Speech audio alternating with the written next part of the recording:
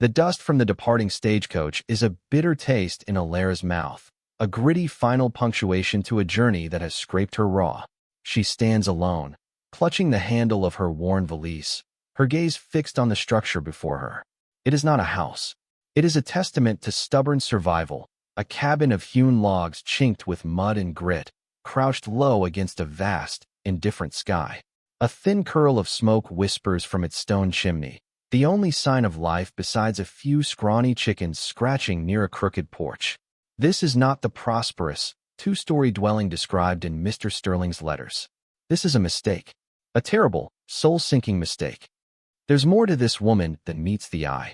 Before her true worth or secret comes to light, tell us, have you ever misjudged someone only to be surprised? And if you love a story of hidden depths, hit like and subscribe. Her heart hammers against her ribs, a frantic bird trapped in a cage of whalebone and fear. The driver had pointed, grunted that away, and left her here, at the end of a barely there track that wound through sagebrush and rock. She is miles from the nearest town, a solitary figure in an ocean of brown earth and pale sky. This is a place where a person could disappear without a trace. The cabin door creaked open, pulling her from her spiraling panic. A man emerged, his form silhouetted against the dim interior. He was tall and broad, his movements slow, as if weighed down by more than just the day's labor. He wiped his hands on his trousers, his face shadowed by the brim of a sweat-stained hat.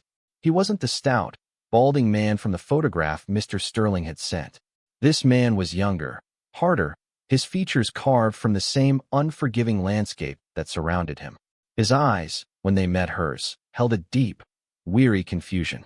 And then, a small figure darted out from behind him, a girl no older than 6, with hair the color of sun-bleached straw and eyes as wide and blue as a prairie morning.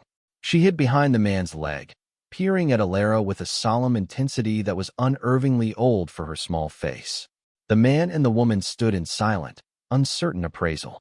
But the child, she simply stared, her expression shifting from curiosity to a kind of breathtaking, dawning wonder. Her small lips parted, and a voice, soft as milkweed fluff, drifted across the dusty yard. "Papa," she murmured, her gaze locked on Alara. "Heaven sent you to us." At last. The man's name was Caleb Thorne. He did not invite her in so much as acquiesce to the necessity of it. The wind was picking up, carrying a chill that promised a cold night, and leaving a woman stranded in his yard was not a line he was prepared to cross, no matter how baffled he was by her presence. He took her valise, his calloused fingers brushing hers for a brief, startling moment, and gestured wordlessly toward the open door. The inside of the cabin was a single room, scrupulously clean but achingly sparse. A stone hearth dominated one wall, a cast-iron pot simmering over a low fire.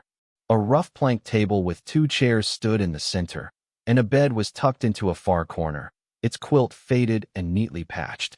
A smaller cot was pushed up against the wall beside it. There were no curtains on the windows, no pictures on the walls, none of the small comforts that spoke of a woman's touch, or at least, not a recent one. The air smelled of wood smoke, old sorrow, and boiling potatoes. "I believe there's been a mistake," Alara said, her voice sounding thin and foreign in the quiet space.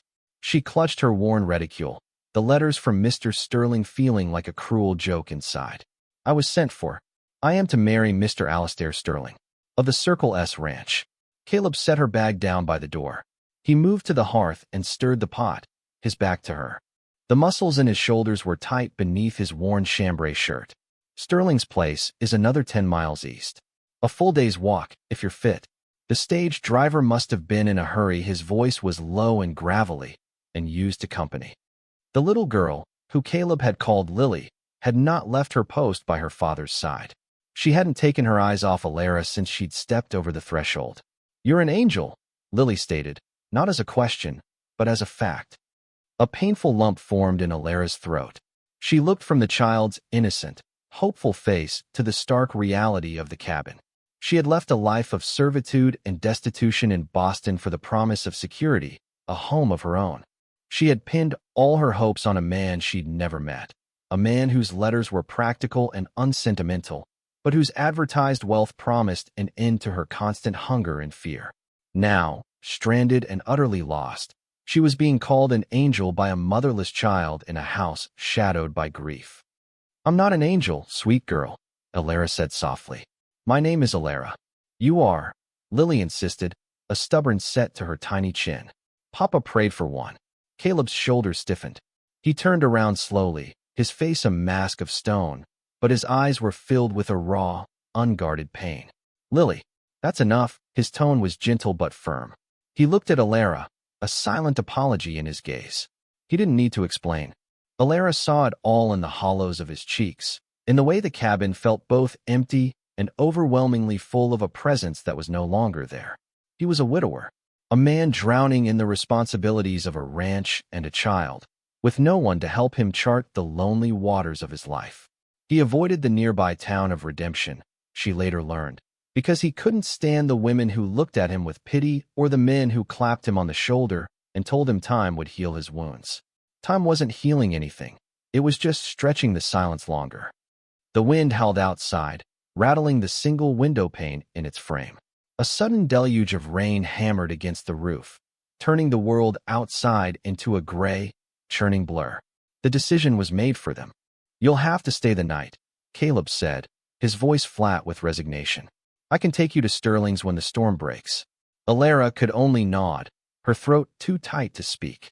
She watched as Caleb served the boiled potatoes and salted pork onto 2 tin plates.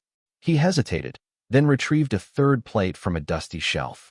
They ate in near silence, punctuated only by the drumming of the rain and Lily's small, contented hums. The little girl insisted on sitting as close to Alara as the bench would allow, occasionally reaching out a small, sticky hand to touch Alara's sleeve, as if to reassure herself she was real. Later, as darkness fell completely, Caleb laid a fresh blanket on the floor near the hearth for her. He and Lily retired to the large bed, the child curled against her father's side. The fire crackled, casting long, dancing shadows on the log walls. Alara lay on her pallet, wrapped in a blanket that smelled faintly of pine and wood smoke, and listened to the storm rage outside and the soft, even breathing of the man and his child within. For the first time in months, she was not in a crowded boarding house or a rattling train car. There was a roof over her head and food in her belly, yet she had never felt more adrift.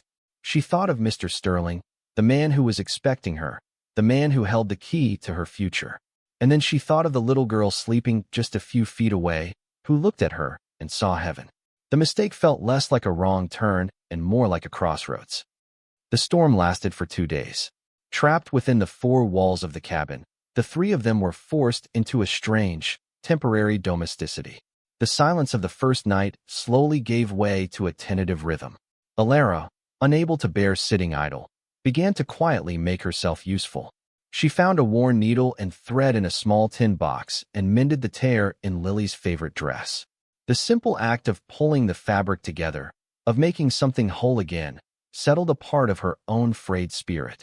She discovered a small sack of flour and, with a bit of lard and water, made a batch of passable biscuits, which Caleb and Lily ate with a quiet, solemn gratitude that felt more meaningful than any flowery compliment. She learned the landscape of Caleb's grief not through words, but through absences. The single, hand-carved rocking horse in the corner, its paint worn away by a child's play. The empty space on the mantelpiece.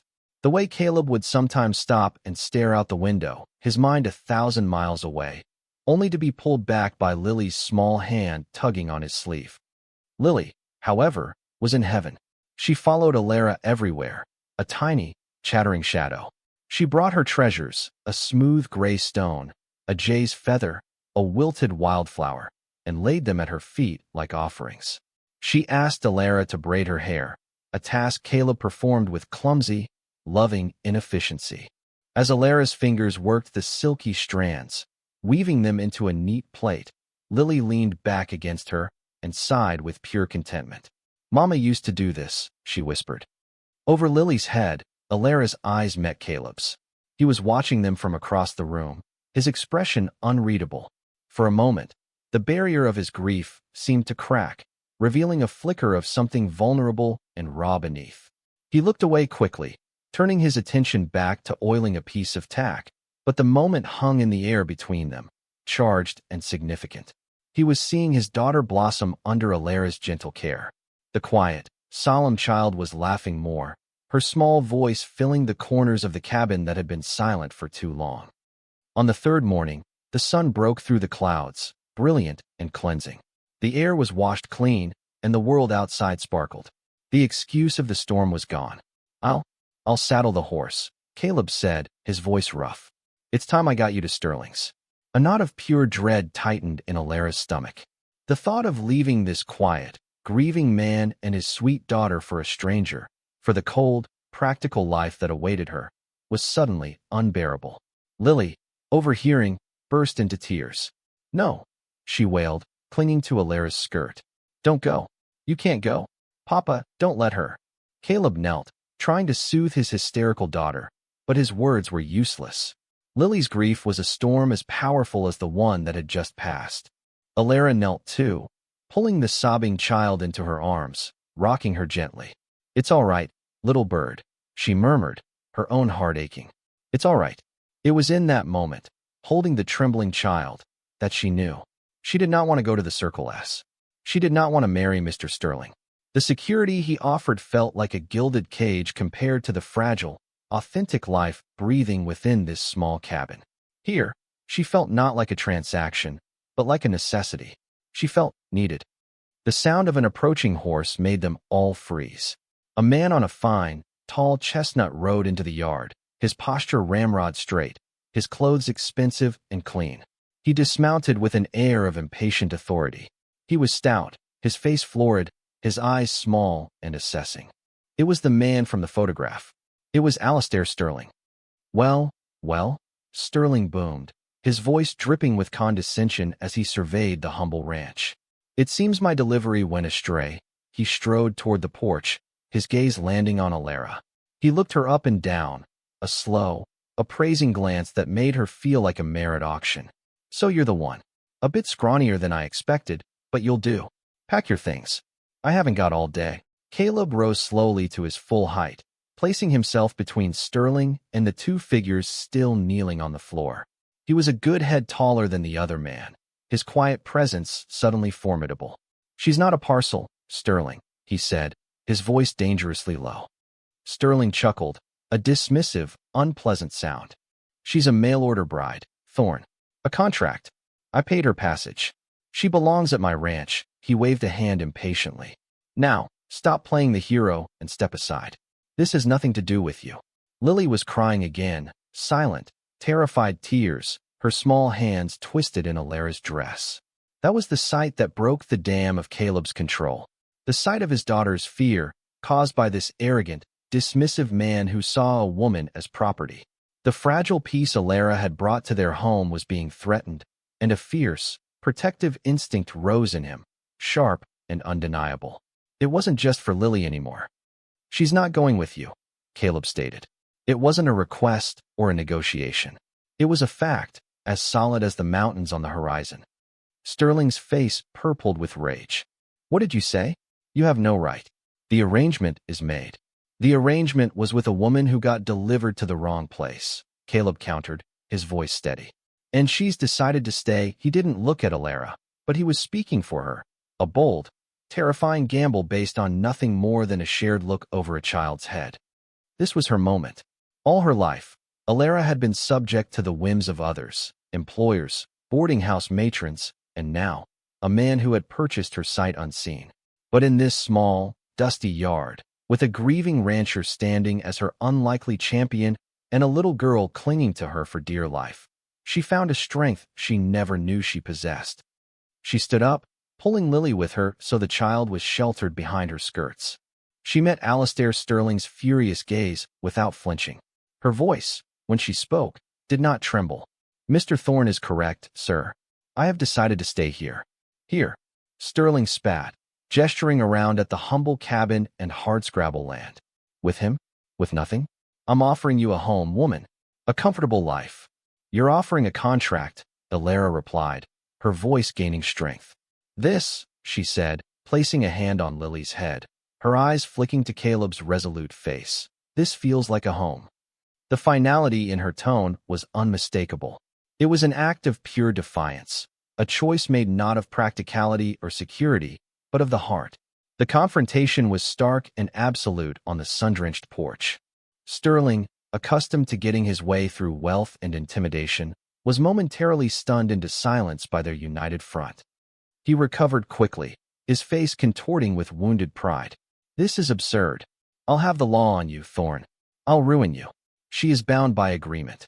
An agreement she is choosing to break," Caleb said, taking a step forward to stand beside Alara.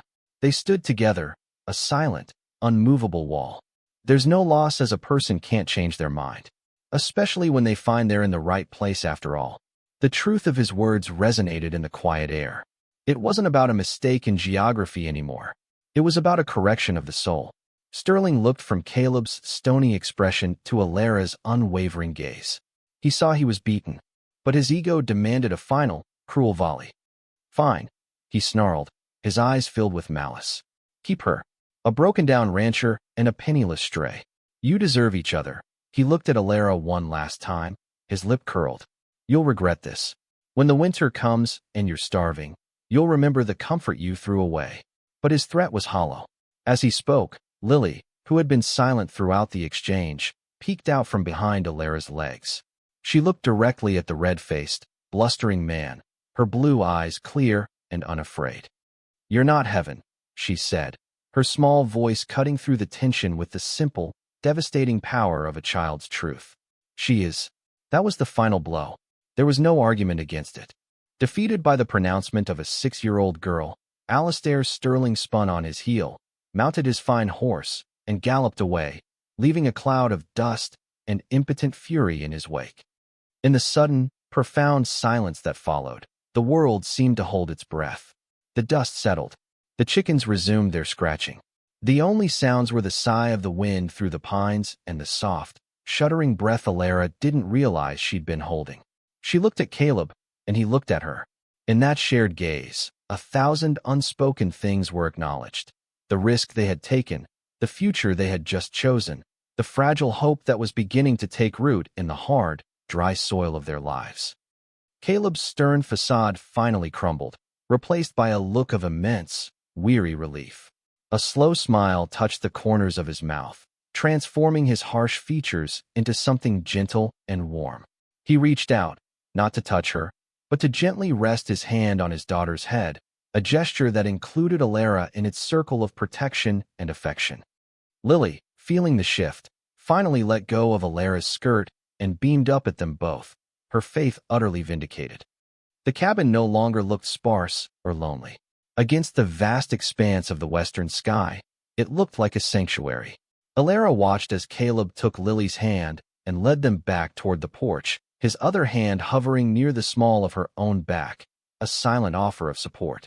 She walked beside him, stepping over the threshold not as a guest or a mistake, but as someone who had finally, against all odds, arrived at the right destination. The future was uncertain, and Mr. Sterling's threats might not be empty, but for the first time in a very long time, Alara was not afraid. She was home. This story showed love and heroism where least expected. What was your favorite moment of connection between them? Tell us in the comments. Thanks for watching. If you believe in compassion, overcoming prejudice, and finding love in unexpected places, give this story a like and subscribe for more.